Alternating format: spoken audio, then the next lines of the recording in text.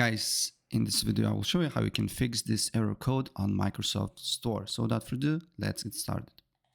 First step, what you need to do here, you need to go on search and then you just need to write Internet Options. On Internet Options, you need to go to Advanced, then scroll all the way almost down, and here you will see these options here. Make sure SSL 3.0, TSL 1.0, 1.1 is disabled here, and leave with TSL 1.2 and 1.3 and apply the changes. If it's not working, then try to leave TSL 1.2 and apply the changes. Look if the problem persists, or 1.3. And after you apply the changes here, you need to restart your computer.